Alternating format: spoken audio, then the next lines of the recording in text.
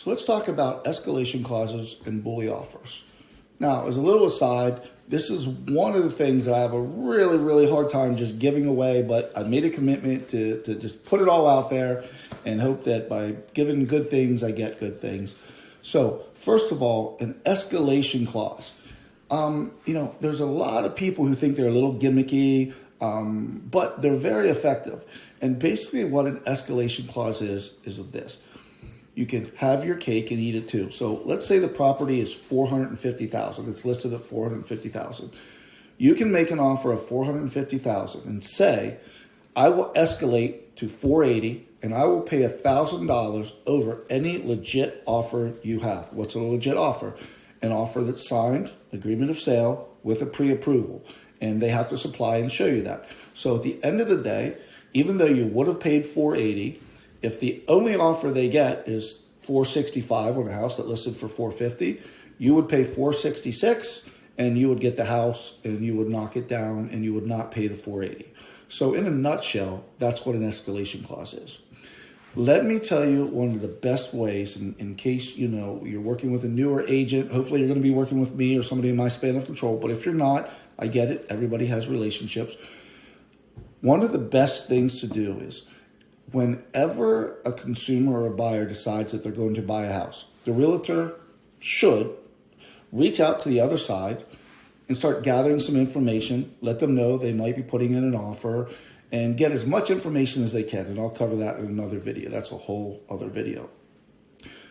One of the things I like to do during that conversation is simply say this: am I competing against escalation clauses? Now, that sounds so simple, but let me tell you, it's taken me years to develop that simple sentence. So think to yourself, what happens when I say that to the other agent? Am I competing against escalation clauses? If they say, no, Dan, you're not, well, they didn't say that I can have them. So now I know that I can fight for my client. I can do an escalation clause. Nobody else is. And it gives me and my client a very unfair advantage to get this house. But at the end of the day, I work for my client and I'm going to do whatever it takes. People say that I'm a pit bull. If I have to bite somebody for my client, I'll bite them. It's just part of the job. Now, the second thing they can say is, yes, Dan, there's other people with escalation clauses. Well, now I know that what I'm up against. So now I know, whoa, we better bring our biggest and best because we're in a fight. Lastly, and I like it when I hear this one, Dan, I'm not allowing escalation clauses.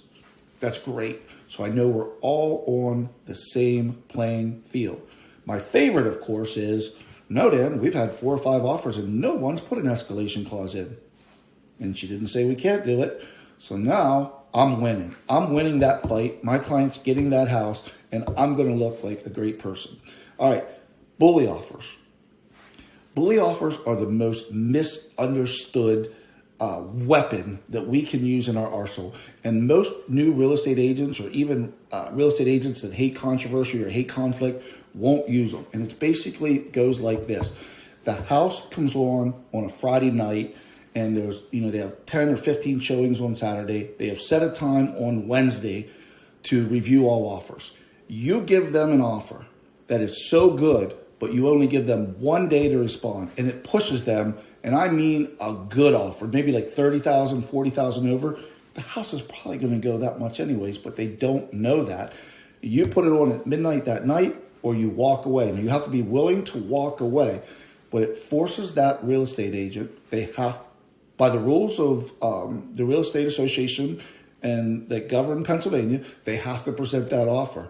And basically, you're putting in front of them maybe an all-cash offer for $40,000 over, and it really pushes them. Because if they take it, they have to go back and tell all those other people it's over, done showing, and your client gets it. And sometimes people would rather have, even though they say they're going to wait till Wednesday, they would rather have that one bird in hand other than 3 in the bush. And we have been so damn successful with these bully offers. But there's a lot of things that go into a bully offer, and we're going to cover that in a subsequent video.